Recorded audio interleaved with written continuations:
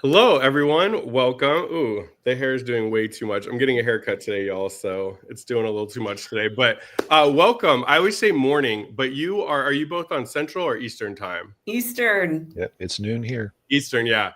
For me, I'm like just starting my day, and for most of the guests, and then we get a lot of international folks that watch the stream. And they're always like winding down for dinner and sleep. It's always kind of a little bit of a mind boggle for me. But welcome everyone on this beautiful Wednesday. We are here every Wednesday for Ask the Experts, 12 Eastern, as you just heard. So a lot of you are on the Eastern side of the country.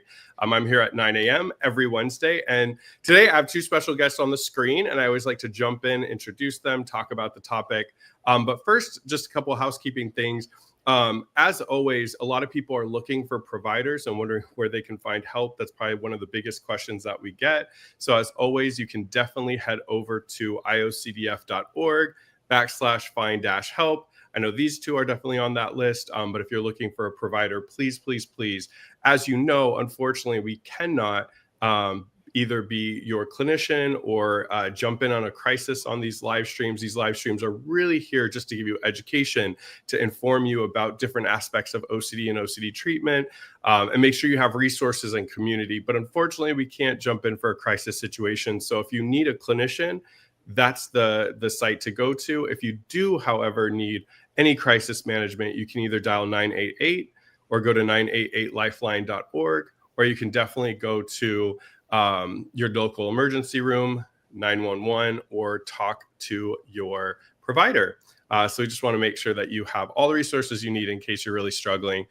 Also, if you're new to the live stream, or if you've joined us a lot before, whatever platform you're joining us on, you can go ahead in the comment section and ask us a question. So if you're watching on YouTube, Facebook, LinkedIn, X, Twitch, or iocdf.org/live, there's a point where you can put questions and then interact with each other. Just remember, please be kind and respectful. All right, so welcome everyone. It's good to see. We already have some people saying hi. Let us know where you're joining from. So go ahead and say hi. And like I said, if you have any questions, please let us know.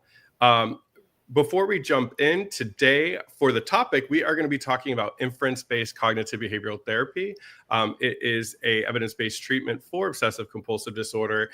And I'm going to introduce you to our special guests who are going to be talking all about it. So if you're new, also the agenda is the three of us will chat. We have some questions. We have some back and forth.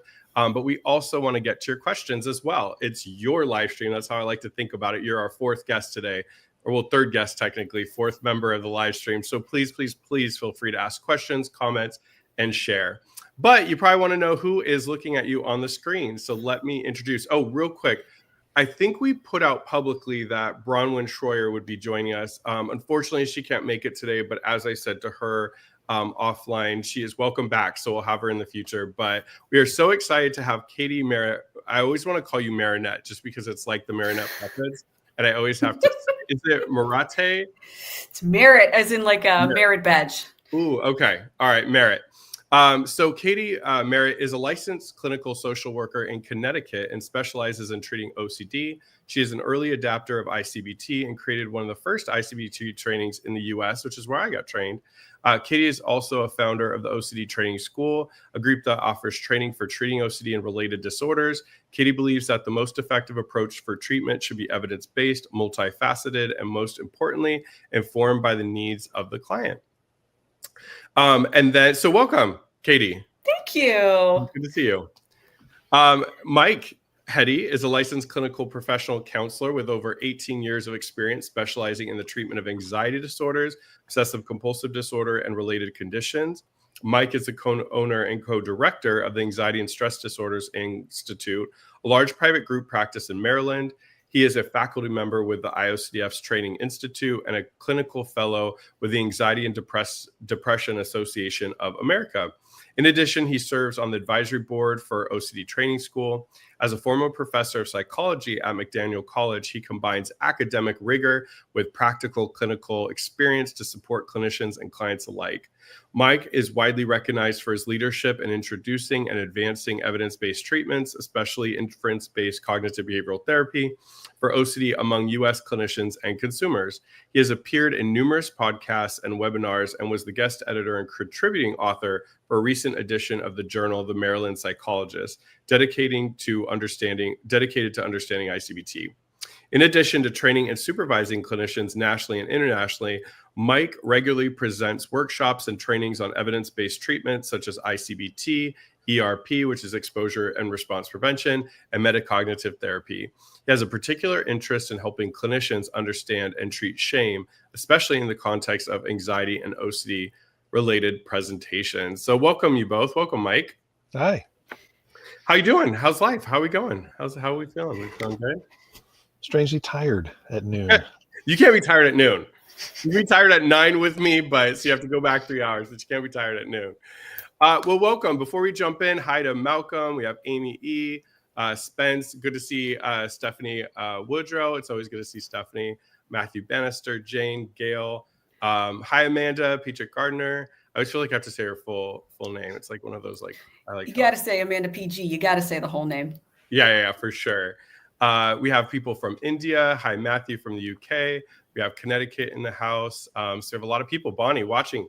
So welcome. First, what I want to kind of just jump into is what is inference-based cognitive behavioral therapy? I think obviously people have heard cognitive behavioral therapy or people have seen ICBT.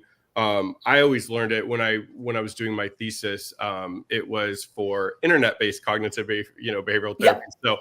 So, let's start there. What is inference-based cognitive behavioral therapy, rather? So I see inference-based cognitive behavioral therapy, or ICBT, is a type of cognitive behavioral therapy that is specifically targeting the faulty reasoning process that we find within OCD and related disorders. And it is a process called inferential confusion. Through the ICBT lens, we believe that all obsessional doubts, all of those what-if questions, like, what if I accidentally hit somebody with my car and didn't notice? What if the door actually isn't locked? What if this thing is contaminated? What if I'm actually not the kind of person that I think I am? All of those are caused by a faulty reasoning process called inferential confusion. And so ICBT targets that faulty reasoning process. We believe that if we can resolve that reasoning process, somebody is not going to experience those what-if questions. They're not going to worry about the consequences of those what-if questions. They're not going to feel a bunch of distress and disgust and shame and anxiety, and then they're not going to do compulsions. So through ICBT, we go way, way, way, way upstream to what we believe is causing that obsession in the first place, and that's where we're doing our work. And if we can do that, then we get somebody to be less distressed and also not doing compulsions because they're not going to be believing in the veracity of that what-if question that their mind has just proposed to them. Do you want to add anything to that, Mike? I mean, no, that was pretty beautiful. I do my best. Yeah, great work. Practice every morning. Just in case anyone asks me on the street. In front of a mirror, perhaps. The only thing I don't think it's an addition. I just think it's sort of another way of understanding and talking about inferential confusion. It's a real technical phrase. Inferential confusion is the stuff you'll see in published research articles, and it's a mouthful, and it makes it sound more difficult to understand than it is. It's obsessional reasoning, right? Like you mentioned before, it's a whole host of different tricks and experiences that cause you to confuse, what could possibly be true with what is actually happening, right? So it's like confusing what isn't there for what could be there, right? And it's more than just a simple belief, if you will. It is an entire lived in absorbing experience, but we can dive into the details of that. I like to use the phrase obsessional reasoning. I think it's a little less technical. When I think of cognitive behavioral therapy, and obviously was trained in, I think we all get heavily trained in that in grad school. I know one of the things that CBT kind of incorporates is a behavior component. And I know that when I was trained, but also when I hear a lot of people talk about it, the behavioral part isn't as discussed. I know originally when I was presented, it was called IBT, like inference-based therapy. What at all, is there a behavioral component, or is it primarily a cognitive-based therapy? I like to say it's like a capital C CBT, that it's very, very heavy on the cognitive work. And the way that I conceptualize it is we're doing a ton of work on the cognitive stuff. And then the byproduct of changing and addressing the cognitive stuff, we see behavioral change and somebody not doing compulsions, right? Because they're not believing so heavily and investing so heavily in the idea that their obsession could be true. Then if the obsession is not true, then why do a compulsion? So is there necessarily a behavioral component? Kind of. I kind of think of it as like, if we address the cognitive, then the behavioral component is the byproduct of addressing the cognitive stuff, is that behaviorally someone's not going to be doing compulsion, going into the OCD bubble, getting lost in that experience. What do you think, Mike? Yeah, I'd agree. I think if you were to sort of dive into the materials and maybe attend a training or listen to a podcast, you'd probably hear something called reality sensing, which is a much later process that gets introduced sort of towards the last third of treatment. That's the one that looks the most behavioral on the surface, where it appears as though what you're doing is practicing new learning, but what you're actually doing is interacting with the world with an effortless trust in your senses, much like you do throughout other parts of your day. You just interact with the world with an effortless trust of your senses. It's just that OCD had previously caused you to not trust your senses, not trust yourself in this specific area, like driving your car or opening public door handles or something like that. And so reality sensing would be, once we've resolved much of the inferential confusion, obsessional reasoning, we are now having you go back and live your life. That's behavioral, if you want to call it that. And you're doing so with, trust in the senses that you had, before you arrived at the obsessional situation. And you're extending that trust, extending that anchoring into the senses. That can look behavioral. So yeah, I think that's a fair description. I think it's a big separation from exposure, right? So like exposure versus behavioral versus reality, and these are all just different terms we throw around. And I'm happy to elaborate on any of that. No, I feel you answer. I think people, that's obviously like, that's something that people getting trained and learning and stuff. I've heard people are like, oh, it's a much more heavy cognitive. So, and some people might want that, some people might not be at the stage where they're ready to make those behavioral changes. Obviously it takes a lot of effort. It takes a lot of openness. That's kind of the scary part. So people may be at a point where they're not ready to do that, and a more cognitive based therapy might be helpful. Can you talk to me, Mike, a little bit about the research behind it? What are we learning in research? Is it good for all populations? Is the research out there with longitudinal studies studying kind of what's going on years down the road? Like what studies are out there, and what is it showing? What are we learning about ICBT in those research studies? Yeah, sure. Can you bear with me for just a few moments, because it's more than just a snippet, but it won't be a TED Talk. No worries. So when we think about research, I want the audience in particular to know that we're not just talking about like clinical trials, which is looking at a treatment package like ERP or ACT or ICBT. That's the treatment package, and whether or not that reduces symptoms, like that's certainly one group of research. It's one kind of research. It's important. But we also want to do research into the underlying theory or the assumptions that treatment package presumes. right? So like in ERP, the underlying assumptions are that fear reduction and or fear tolerance will facilitate learning, right? And that learning will then help the person not do compulsions, not get convinced or wrapped up in their obsessions. That's the underlying assumptions of ERP in a nutshell. So the research I'll start with into the underlying assumptions of I-CBT are basically the research into obsessional reasoning and its co-pilot, feared possible self.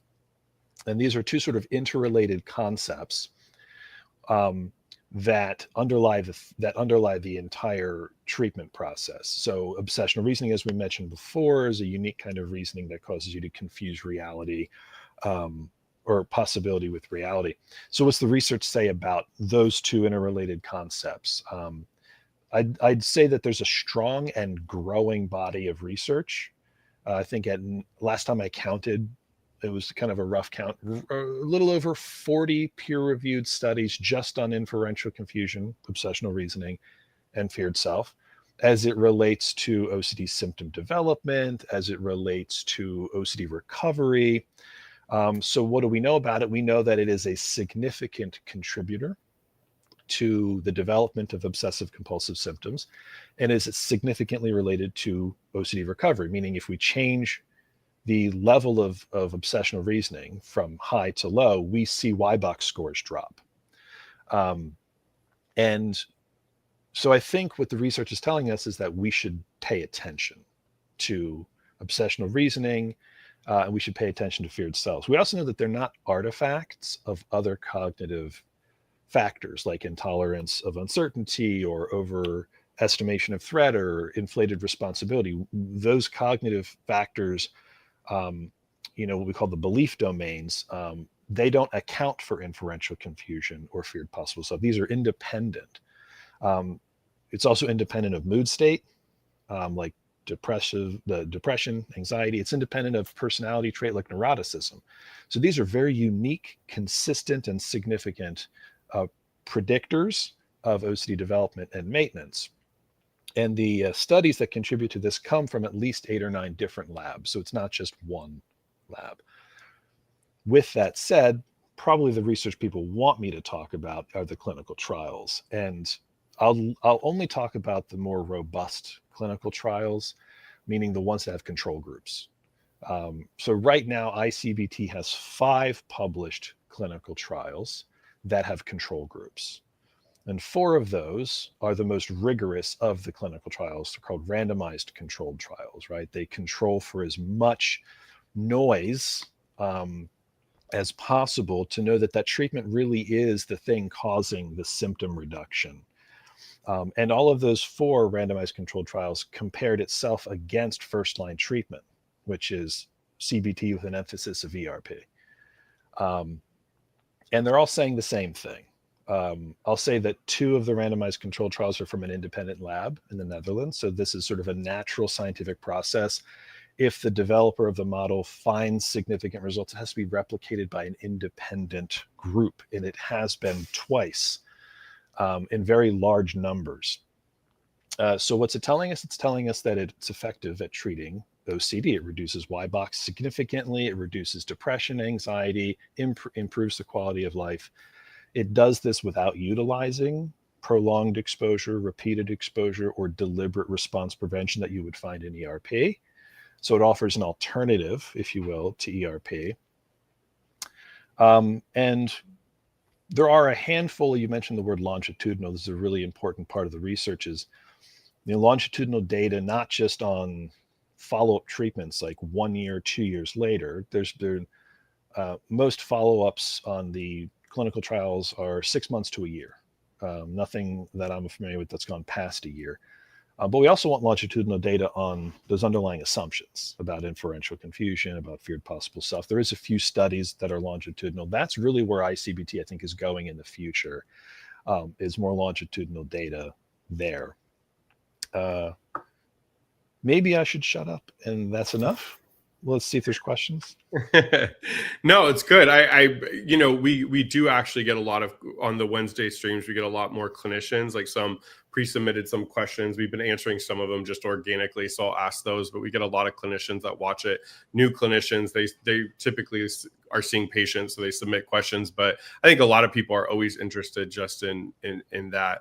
I always like it because for me, I think this is kind of like a shared experience with people with OCD. We had so many people try bad treatments on us before we found a provider that actually knew how to treat OCD. Typically, people that had 86 things on their profile of what they treat. And so I think a lot of us consumers have gotten better. And I always think about OCD consumers, like we research everything. So when I went in, I know I have a master's of science, and when we had to go in, we had to do research in my program. We had to write a thesis. And I remember thinking like, man, like this isn't hard. Like I used to do this to figure out if like fluoride was going to kill me, or, if I could be the type of person that turns into a serial killer at 40. So I remember all those different things, like searching that, when I was young. So I was like, oh, so I think people with OCD particularly care. One of the things that, we kind of talked a little bit ahead of time, and one of the things that we discussed, and I know people have asked this before, is does ICBT treat all anxiety disorders? Nope. That's the short answer, is no. It only treats inferential confusion or obsessional reasoning. So if we find that in a particular disorder like OCD, then that's where we're going to be using it.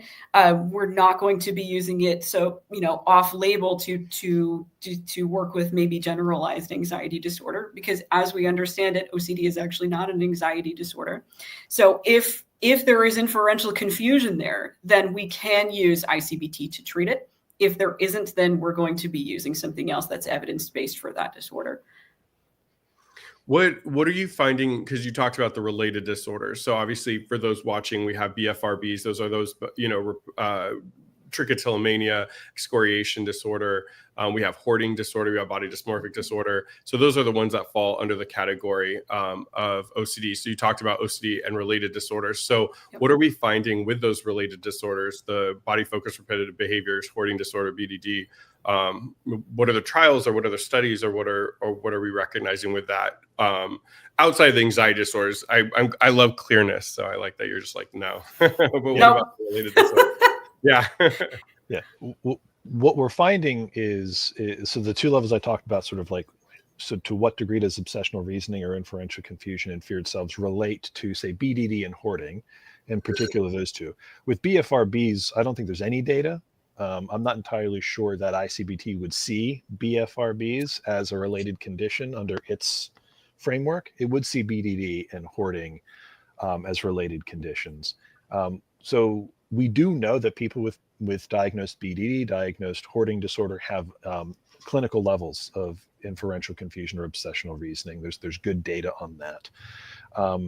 And so there's reason to suspect that could be a treatment target. There's only been open trials. So there was a trial for BDD that I think had like 16 or 18 people. It was really small numbers. It wasn't a randomized trial. It did show significant reductions on the BDD-Y box, and same thing with hoarding. But these haven't been followed up with randomized controlled trials or anything since then. I think the focus has been on OCD proper. And to piggyback on what Katie had said, yeah, it doesn't treat anxiety disorders. ICBT wouldn't frame OCD as an anxiety disorder. It would frame it as a disorder of doubting, rather than a disorder of feeling anxious. And as a result, it means that, yes, we treat obsessional reasoning. We treat the result of the feared possible self, which is sort of that co-pilot to obsessional reasoning, which means it doesn't mean they don't show up in other disorders. They're just not at the same clinical strength. Right. So it's sort of like they might show up in social anxiety and panic.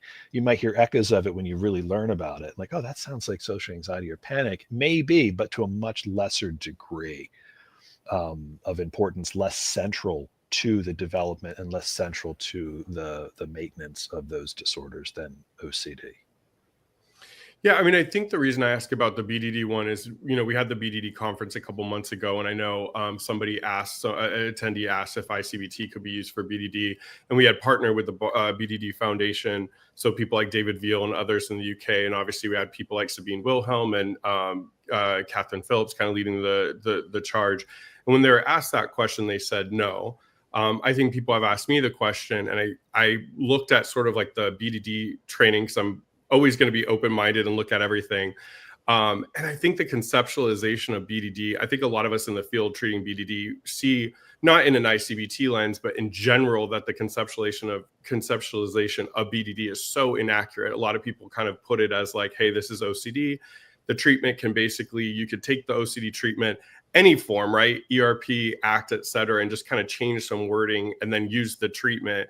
And we know, especially in severe cases, that could actually cause more harm than good. So my only caution would be, I think, I want to see more research. I am the biggest open-minded person when it comes to treatment. I take all the trainings. I feel like as a good clinician, anything that's evidence-based, you should know and have an understanding.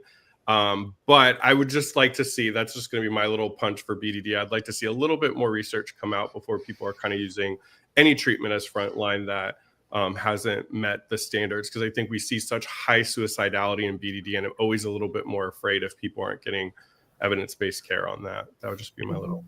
Yeah, I would say that's definitely not considered first line. I don't think we have any rigorous trials to establish that it should be used as a first line. It would really be sort of like, in what ways have you already tried to treat this, and with a great deal of informed consent and caution, would it make sense to try to target these other factors? But yeah, it's not, there's no RCTs for it, and it's hard to sort of know the real efficacy with a small trial. But I hope so. I know there's hard to find any money in research, especially for BDD, but I would love that. I think the more tools we have. What does treatment look like? That's the next question. What does treatment look like? So if somebody's, finds an ICBT provider, which is another bullet point, we'll touch on how to find an ICBT provider, or a therapist that uses ICBT rather. But what would treatment look like? So when I have somebody come to my office and we're talking about OCD, the first thing that we work up is a diagnostic profile, obviously. And so I'm giving somebody a Yale-Brown Obsessive Compulsive Scale, and I'm also giving them a scaling that is particular to ICBT called the Inferential Confusion Questionnaire.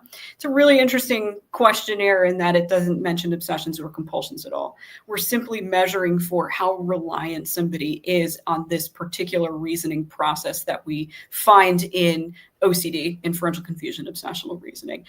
That's usually the first session, right? Up front, we're going to start talking about a lot about inferential confusion. And I'm going to start illustrating it with what we call off-theme examples, right? We're going to grab from this person's OCD and this person's OCD and this person's OCD and start illustrating what does inferential confusion look like in, let's say, someone who's worried that they could have schizophrenia, someone who's worried that maybe they might get themselves or somebody else sick by accident, or that they might harm somebody. And start getting those gears turning, talking about this process, what it looks like as it plays out in other people's OCD. And then we start talking about, what does it look like in your OCD? What kind of doubts are you experiencing as you go throughout your day?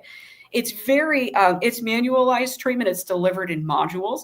So in module 1, we're doing a lot of work up front with, let's slow down your obsessional doubts, and let's teach you about the sequence in which they are occurring to you throughout the day.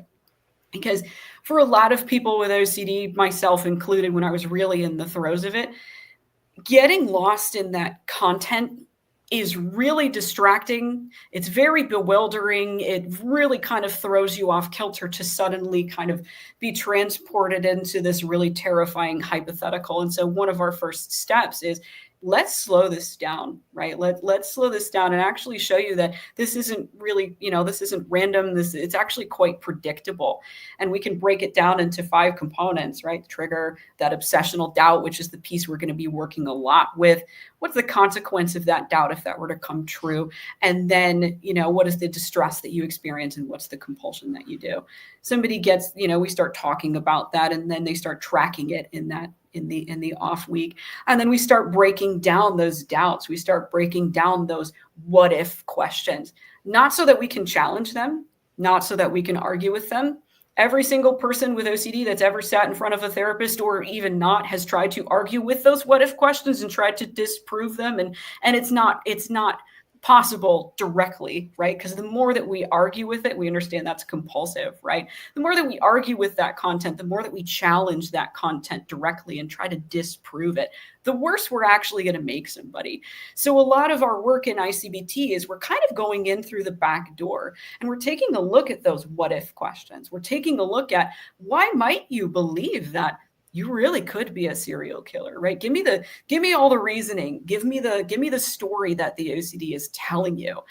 And then we get a snapshot of that reasoning process. When somebody sits in front of you and tells you, here's all the reasons why I believe that I actually could be a serial killer, or that doorknob really could be contaminated. We're getting a snapshot of their obsessional reasoning. And that's really, really, really important, because through treatment, we're going to start talking about why, when somebody relies on that faulty reasoning process, from the get-go, that means that their obsessional doubt is false. And it means that it was because it's constructed in the imagination. We do this super slowly in pieces. So we're not starting session one going like, hey, guess what? It's great news. It's all in your head, because that doesn't work.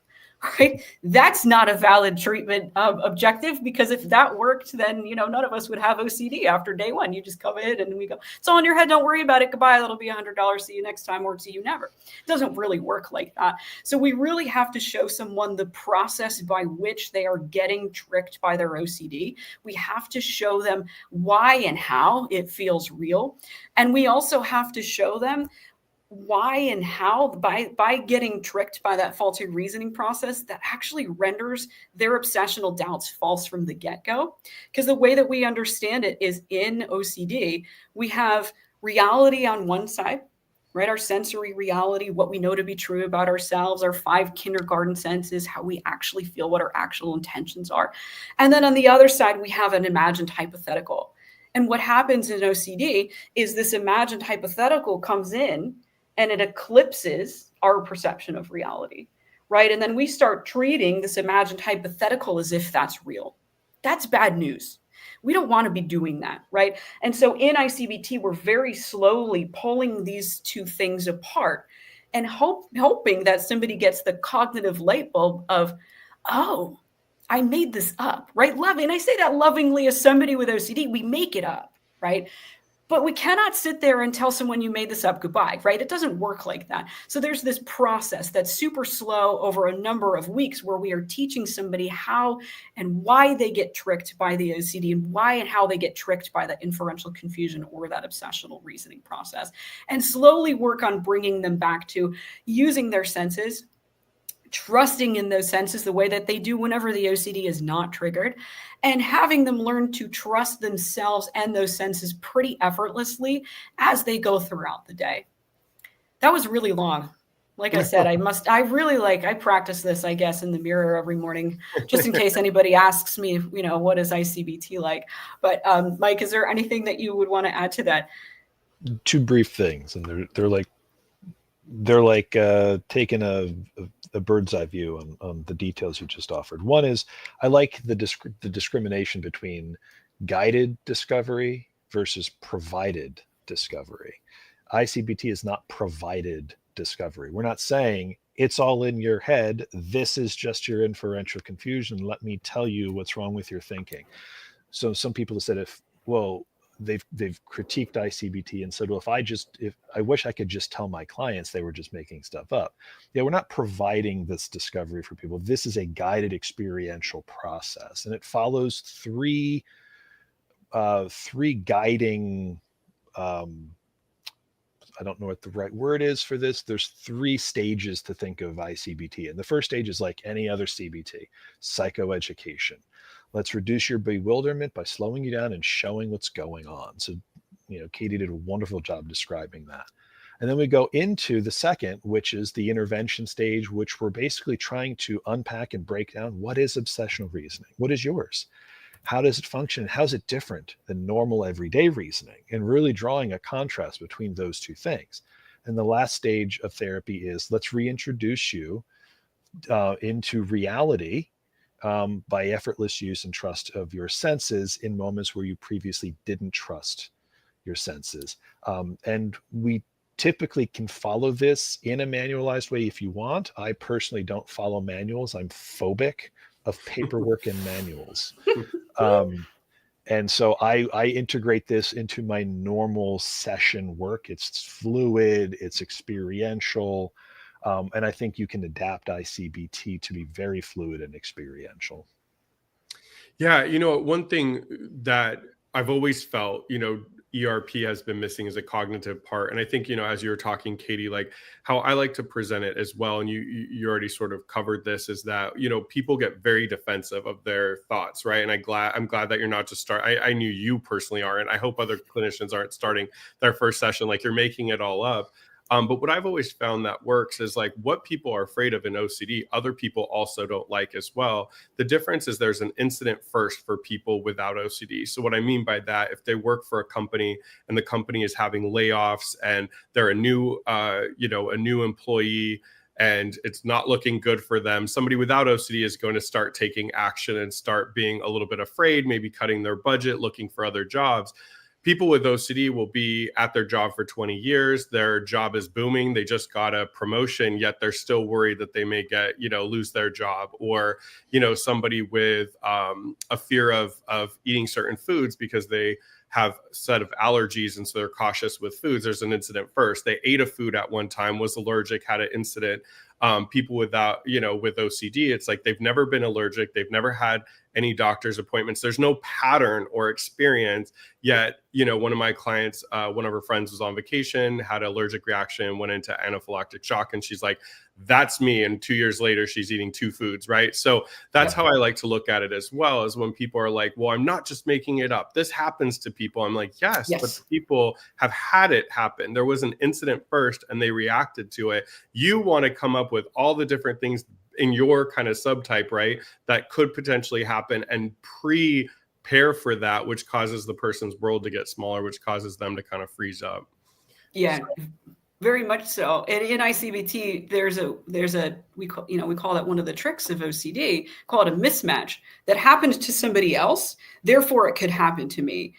Right. Like, maybe we see in the news that there's a home invasion, right? That like in my state, the Cheshire home invasion happened and it was brutal and it was horrible and, nationwide news. And, those of us who were particularly sensitive and particularly vulnerable to worrying about our safety and accidentally causing harm through maybe lack of vigilance goes, that happened to somebody else.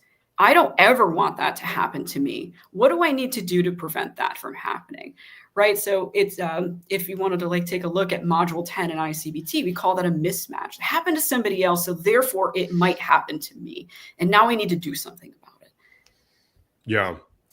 Absolutely. I think there's also a lot of cognitive bias in OCD. Like if you're already going in assuming something will happen, instead of the incident happening, you're starting to search for things all around that proves your point. So I think there's a lot of rushing into treatment sometimes. And what I like that you all are talking about is like slowing it down, let people kind of understand what's going on in their heads first. I think that's super helpful.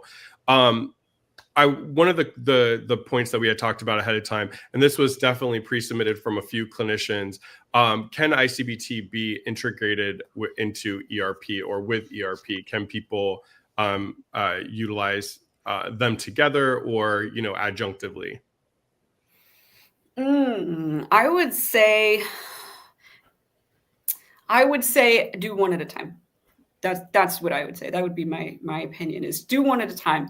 There are things about I-CBT and ERP where if we try to marry them, they really are at odds with each other, right? In I-CBT, we're not coaching somebody to tolerate uncertainty, for instance, about the possibility of their obsession, because if we get somebody to understand, I have constructed this obsession in my imagination, for instance, then why do we have to tolerate uncertainty about an imagined hypothetical?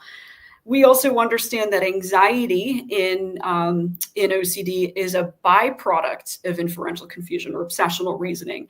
And so are we going to necessarily coach someone to go out there and increase that anxiety on purpose and then practice not doing a compulsion? No, because we're working directly with, we're targeting different things with ICBT and ERP. So I would caution against, our friend Carl Robbins likes to say, making a goulash, right? Where we're grabbing, being eclectic and we're grabbing ICBT, this piece from ICBT, and we're trying to throw it in here with ERP. It can end up being very confusing to clients and even clinicians of which piece is which and how they all fit together. So I would say keep them separate, because there also isn't any data that an eclectic version of ERP and ICBT together works any better than just doing them separately. What do you think, Mike? What I'm always curious about is what if a clinician is working with someone and they found ERP really helpful, and maybe it doesn't get them across the finish line. As you know, treatment can be expensive and insurance doesn't always cover a lot of sessions. Let's say the person is doing really well. Would you then suggest okay, you've done really well, you're back to work, you're thriving, but there's still some stuff you're stuck on. Now we're going to kind of pause ERP. I'm going to introduce you to a new modality, and then we're going to do that. Is that kind of the mindset? If somebody's done ERP and then you move to ICBT, or how can you do it? Because I think that's the thing that I hear from clinicians, and it reflects kind of in the pre-submitted questions, is a lot of people are saying, I don't want to start out the gate with ICBT because the research is heavily favors ERP. I remember when I was doing my thesis, my guidance professor was like, you have way too many resources, you need to cut those out. So I know we have those 4 RCTs in ICBT, and there's a lot of evidence. I'm not saying there isn't, but there's a lot of clinicians that was kind of pre-submitted is they don't want to necessarily abandon ERP, but they really like aspects of ICBT and want to use it, but then they're getting told they can't. So how can those clinicians sort of make sense? Or at this point, should they really just kind of complete ERP and then sort of reintroduce it as ICBT? What have you guys done in that situation? I depend on the client's input. That's always my compass, is what does the client want to do, right? Are we doing ERP and they're like, something's missing and I want to do, okay, then we're gonna kind of scrap, we're gonna put ERP on the shelf and we're gonna do ICBT, or vice versa, right? We get halfway through ICBT and they're like, this is not it for me. I really just want to be told to go do this and then not do this. Then you know what, we're going to take that, we're going to put that over here, and then we're going to work strictly with ERP. I don't necessarily tend to mix them together. Mike, do you have any other input?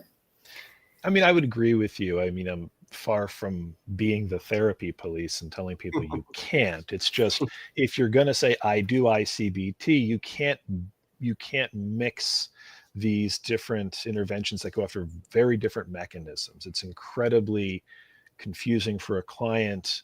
Perhaps an example unrelated to therapy is this, that a colleague gave me. So thank you to my colleague, Sarah Crawley. She said she's a parent. I am not. But apparently there is a new way of doing math. Oh, God, yeah. Right? So I learned the old way because I'm not young. And the old way was basically rote memorization, right? Please excuse my daring, Aunt Sally. Remember the rules, and the rules will find the outcome and you'll do it right. That's sort of the old math. And that was a perfectly good way of doing math, right? And then here comes a new math, which I don't even pretend to understand because I'm definitely not going back to school. But it is wildly different, but it still gets you to the outcome the same. But if you're a parent trying to sort of help your kid with their math homework, they're learning the new math, and you're trying to go, well, let me integrate this into my learning of math, it's going to be wildly confusing. So what we need to understand is, if you're going to do a treatment, you have to do that treatment. And the second we start pulling things out, which I think is natural, by the way, a lot of clinicians want to be like, I like this, I want to integrate this, right? I like DBT, especially for emotion regulation issues. I would never say that because I keep a frozen orange around in a bucket of ice water that I do DBT, Correct. Yeah. Right. So we can't sort of be haphazard in how we want to pull and paste these things together, because these are different underlying theories of how OCD develops. And they're different interventions designed to go after those different things. So it gets really convoluted.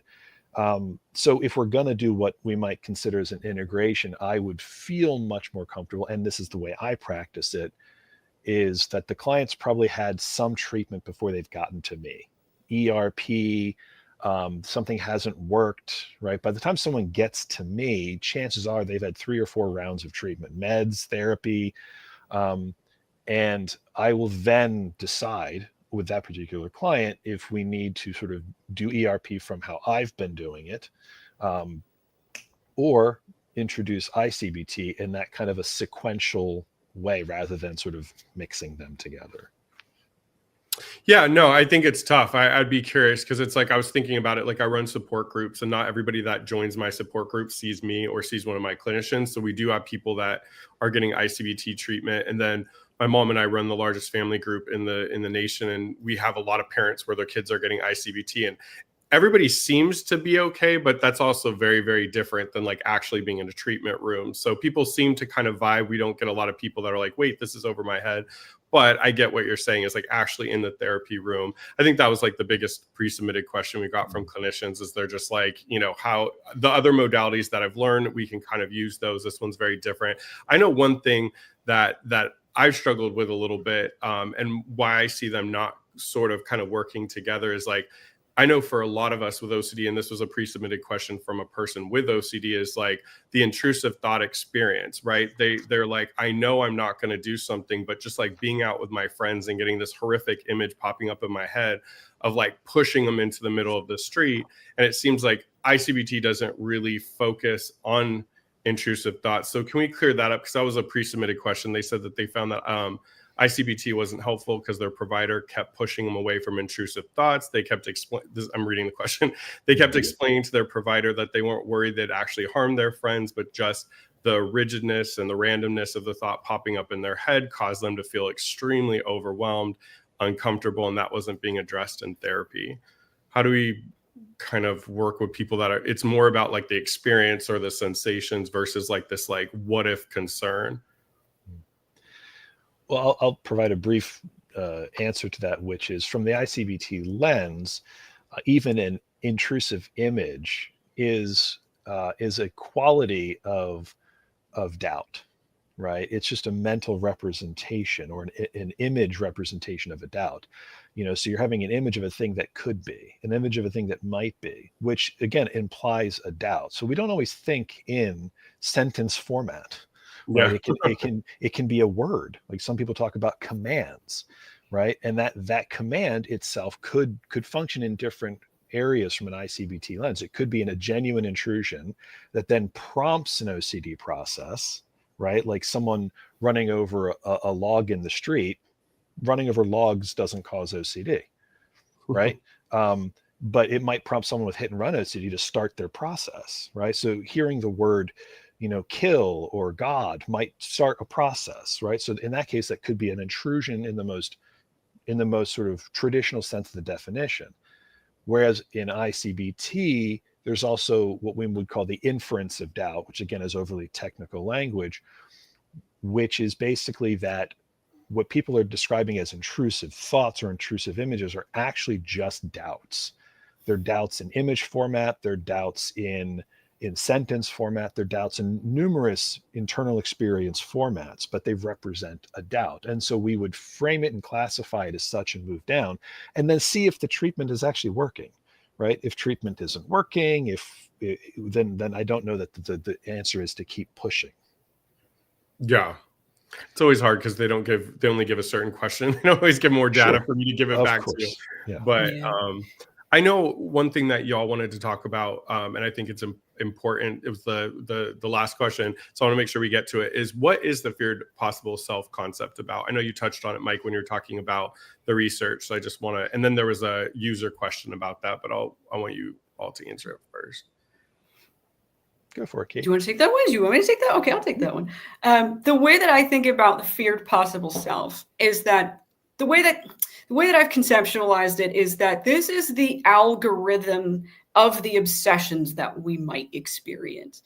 This is, who is this person the most afraid of being or becoming, right? If we look at it through that lens, all of their obsessions are going to be specific to this type of person. Let me kind of break that down a little bit. With my OCD, I was always really worried that I was going to miss some kind of something that was going to inadvertently cause harm to me or somebody else that I love, right? I was afraid that my own cluelessness or my own some kind of defect that I secretly had was going to lead to some kind of catastrophic outcome, whether that was, what if my dog swallowed a bunch of needles and I don't know? What if I don't actually know what my sexual orientation is and now I have to get a divorce?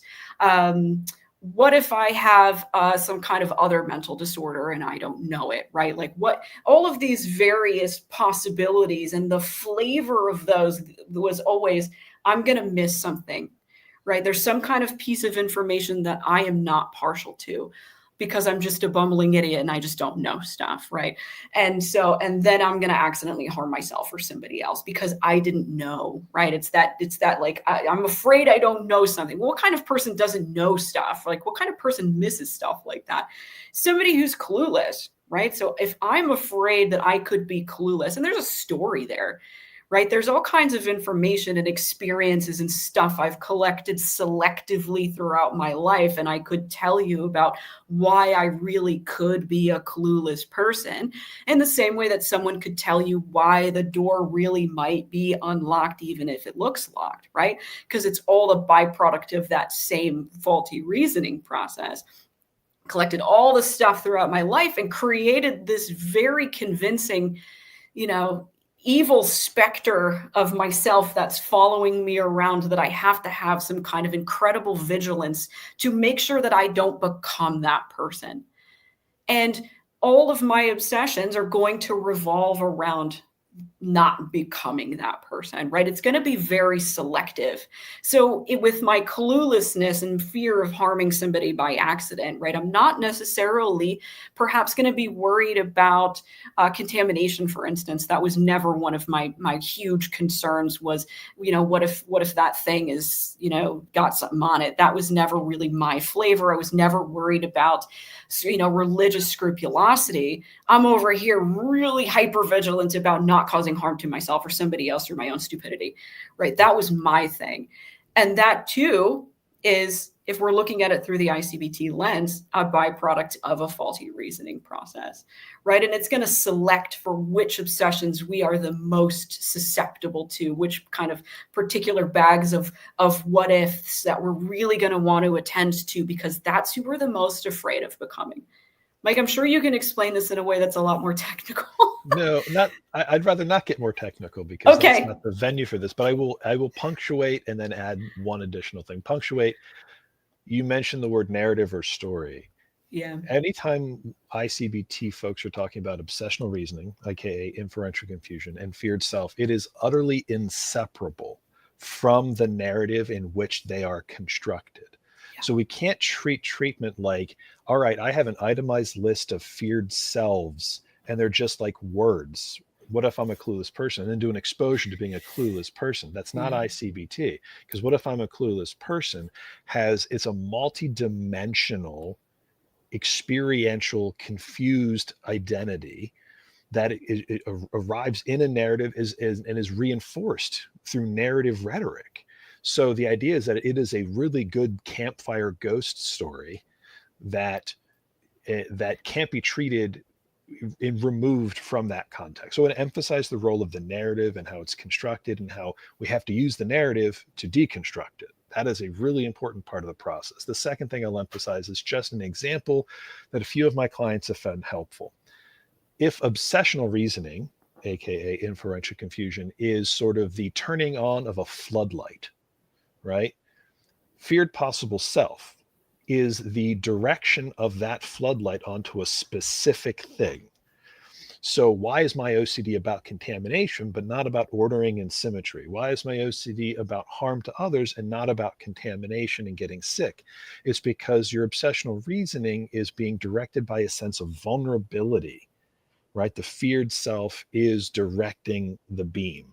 And so we have to make sure we treat both to understand how these things reinforce each other, how they prop each other up. That's my 3-minute breakdown. No, perfect. The question that we got pre-submitted. Where did it go? Okay, there it is. I am currently getting trained in ICBT. I really love it. I'm excited to see how it's going to help my clients. One thing around the learning about the feared possible self, it feels very similar to learning about core fears in CBT and ERP. How do they differ? So that was the question. Because when you guys were talking, even for me, I was like, oh, okay. I mean, obviously I learned in your training, Katie, but I think sometimes what do you feel is like the stark difference? Like, how would you explain it to somebody, like the person asking the question? They also So have I think, to use the two. So we answered your question. So just rewind a little bit. so to me, the easiest way to differentiate between the two is that in ICBT, the feared possible self is always an identity. It's always a feared identity. Note the word possible, right? This is who I might be if I didn't do all my, who I might become if I didn't do all of my compulsions. And it's always the result of obsessional reasoning. I think the difference and maybe, the core fear, I think it can be an identity. Sure. It can also be an outcome, right? It can also be an event. So it's and that doesn't take into account inferential confusion, right? It just kind of, we look at like what's the big underlying thing in all of the obsessions and compulsions, and like what is this person really afraid of happening maybe, versus ICBT, which is who is this person the most afraid of becoming, let's say, if they don't do their compulsions. What kind of vigilance do we have around not becoming this possible self? And of course, there is the story underneath that about why it's possible in the construction process and being a byproduct of a faulty reasoning process that isn't necessarily addressed when we talk about core fear. Yeah, I would simply add to that if we think about what are the assumptions that people have when they say core fear, they typically mean phobic response to. Right? Like primary, most intense phobic response to, which is not at all what ICBT means by feared possible self. That's much more of a multidimensional experiential identity narrative. So it's more multidimensional, I think, than the core fear typically is represented as. So what's the underlying assumption, and then what's the intervention? So like the intervention for feared possible self is very different than the intervention for core fear. Core fear would simply be exposure response prevention, right? Really good targeted exposure response prevention, versus sort of what ICBT would say is we have to deconstruct what caused you to erroneously conclude that you're a dangerous person, which is different than tolerating anxiety about it, tolerating fear about it, or turning your back to it, distancing it, not believing it. Like it's deconstructing it so that we have you come back to who you really are, which is that you're not a dangerous person, right? That's the sort of, in a nutshell. Yeah. What I wanted to ask and give you both an opportunity to ask, I know we've done a series of live streams on the new treatment guidelines that the IOCDF put out. So the IOCDF, which I would argue that most people would agree is sort of the leading experts and researchers and clinicians in the world, really putting out evidence-based care. And there were a lot of people in the ICBT community that were frustrated that ICBT was placed as a second line and not a first line treatment. I'm not saying you two said it. I'm just saying there was a lot of backlash. We definitely saw that on our social media and other people emailing the foundation. But I want to give you both a chance, because I think the way that I've seen some people say it is like, okay, it's great we have these options, and now I can introduce to a client and all the different evidence-based, options, and they can kind of pick, or we can talk about which one works. And then when I had the experts on talking about the guidelines, they talked about it very different, right? We start with ERP, potentially medication, higher level of care. We have these adjunctive treatments that have been found helpful. And if you're at a point with the first line and adjunctives that don't work, we have ICBT, we have some other second line treatments that we could look at.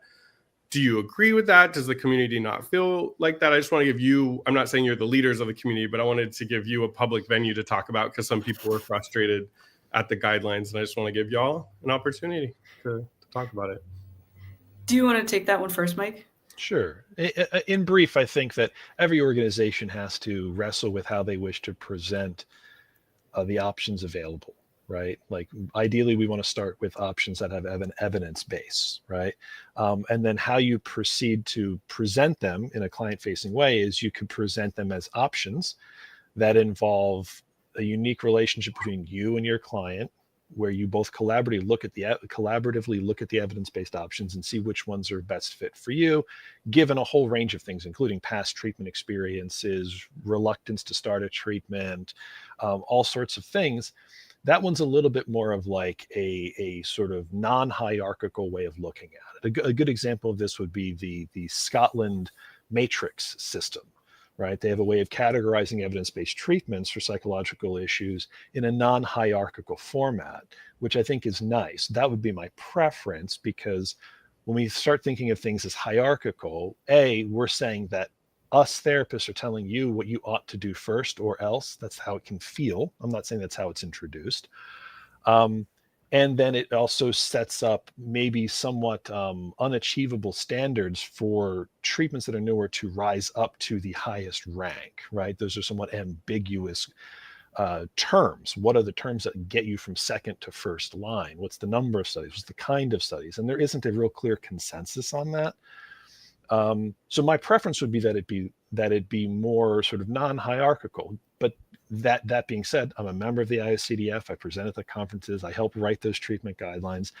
I don't envy any organization that has to determine how they present these things. So they chose to present from a research-oriented, that's the word, a research-oriented perspective. And in that perspective, ERP does get put above I-CBT because there is a broader breadth of research.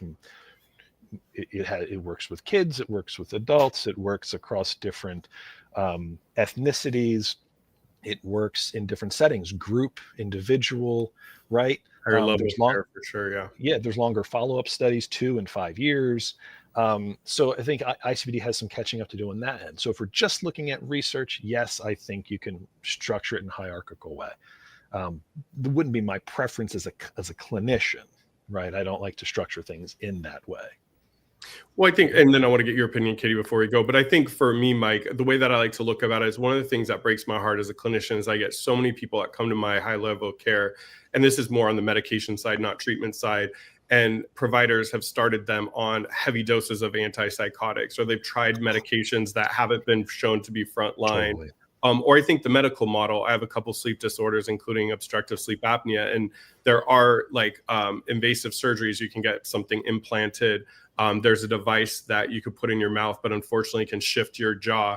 And then there's a CPAP, which makes me look like an elephant, but it's a lot, it's been shown to work for about 60 to 80% of people. So what I've tried to tell people when they've asked me, I didn't even have anything to do with the guidelines, but for some reason people keep attacking me.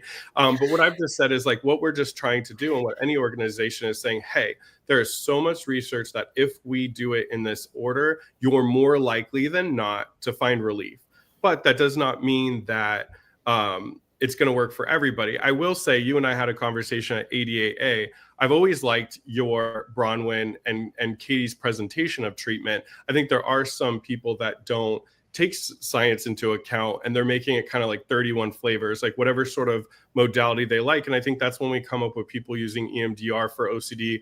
I don't want to throw any other modalities under the bus, so I'll just throw that one. So like EMDR or psychotherapy, right? It's like a provider likes a certain modality and says, I'm going to use this to fit OCD. And I think the guidelines are just out there to say, hey, this is how we see people getting better. It doesn't mean that one treatment's better or worse. I mean, I have a client right now that only wants ACT. Like everything else, he's tried I-CBT, ERP, he hates everything, CBT, but ACT just like spoke to him. He tried metacognitive therapy with somebody who's great at it, but just ACT seems to speak. So I think, we can't be rigid as clinicians and force a modality on someone because of the research. And we want to let people know, like, here's an informed way to look at it so that you're having the most likely of success, and make it collaborative. I'll just make one real quick point, which is like, we actually don't have any research about which one you ought to do first, meaning we haven't compared in any rigorous way. You should start with ICB, you should start with ERP. It just happens to be that ERP has been around much longer, has a much broader set of data, but in contrast or in comparison to ICBT, we don't have any data. There hasn't been any data that looked at which one we should or ought to do first, nor do I think we're going to get something like that. I think Fred's currently running a trial where people are coming in, they're getting ERP. Those that don't get clinically significant results are getting randomized into an ICBT group or more ERP. That'll tell us a little bit about the value of adding ERP to people who don't respond significantly to ERP, but we are ways away from going. We actually have strong data that says you have to start with ERP. We're making that assumption based off of the breadth of research. Right. And I don't think that's a wrong way to look at it. It's just one way to look at it. And that's why I think the IOCDF, the APA, various governing bodies across the globe do the same thing. They look at the research and they say, this is the primary thing we're going to look at. And then clinicians can make decisions. And that's one way to sort of organize treatment guidelines. Yeah. I think also because we do it in the medical space, we do it in the psychiatry space. So yeah, there's only so many ways to do it. Right. And this is the one. I am super aware of time, but Katie, I want to give you the last word. You can either answer on that, or I know one of the things that we want to make sure is how can people find a therapist that uses ICBT and learn more about it. So I'll let you take whatever you want to take as a final thought. Sure. I think Mike answered that beautifully. So I will say that if anyone wants to find, maybe you have tried other things or you're really curious about ICBT, there is a provider list on ICBT.online, and you can search by state. Then there's also PSI-packed states where people can, who are from Michigan can practice in, let's say, Connecticut, right? So if you don't find a provider under your particular state or your particular province, look at the PSI-pack list to see if they practice in your state. And IOCDF.org, you can look at people's individual profiles and see what it is that they offer, whether it's ERP or ICBT or metacognitive act, mindfulness, whatever it is that you're looking for. Yeah. Mike, I'm also getting an LPCC. I just never got in California because nobody knows what it is, but I did all the supervision hours and tests for it. So I just submitted my paperwork for the second license, but we have a counseling compact coming out. I know Stephanie Woodrow, I saw her earlier, she had mentioned that. So for the LPCCs out there, like myself, like Mike and stuff, we'll start being able to see. It sucks. California doesn't include, I'll be able to work in other states, but people can't work in our state. We're a little snooty like that, Texas and New York for some reason. But well, thank you so much. So real quick announcement. I definitely saw all the questions. There was just so many pre-submitted that got sent prior to the stream. And we had talked about certain bullet points that I really wanted to make sure were heard. So we didn't get to questions. What I always do, you can ask Emilio at the foundation. I copy and paste all the questions we didn't get to into a document. I'd love to have you guys back, and Bronwyn, obviously, because what I'd love to do is like answer questions and then people can kind of see. I mean, I'm trained in the modality, so, we'll all kind of answer it. But I think that would be good. People could just get different insight to the same question. But so we'll have you back on. But I promise you, like Chantel, your question about sleep and traveling, that's like my jam because that's one of my OCDs. So we will answer those questions. We're back. I'm back next Wednesday, 12 Eastern. I'm going to copy all those questions and get to them first. So if you asked a question in this stream and it didn't get answered, I'll make sure to answer them. But if you wanted specifically and about ICBT, what I'll probably do is put those in a separate document. We'll have them back on. They'll answer those questions. Real quick, where can people find you? I'm at the Anxiety and Stress Disorders Institute of Maryland, www.anxietyandstress.com. And Katie is? Oh, gosh. I've got my own fancy pants website. It's katiemerritt.com. You can email me, ask me all kinds of fun questions. And I'm also over at OCDtrainingschool.com as one of the founders. Yeah, check it out. That's where I got trained. I asked somebody that once. I was like, where can they find you? And they're like, I'm at my office. I'm like, no, I didn't mean like, where can people stalk you? Like, where can people get services from you? Make sure to check out their site. Make sure to check out ICBT online. There's 2 new books that came out from Fred, Resolving OCD, volumes 1 and 2. Make sure to check those out. Also, I'm happy to say that both Mike and Katie are going to be presenting at OCD Southern California's conference. Yeah. More about ICBT. They'll have a lot more time, a lot more Q&A. We also have Mike doing a separate presentation. We have Madison Da Silva, who's going to talk about ICBT and somatic obsessions. So make sure to sign up. Go to ocdsocal.org. It's only $20 right now for the month of August to attend a 2-day conference. And don't forget, if you are a Spanish speaker, the IOCDF is having their Spanish speaking conference coming up as well. Make sure to check us out every week. If you found this helpful, it is going to live on our Facebook and our YouTube. Make sure to send it to other people, and take care. You both, thank you so much for joining me and informing our audience about ICBT. It was a pleasure. Anytime. You can't get me to shut up about it. I'll be back anytime you want. Well, thank you both. I really do appreciate it.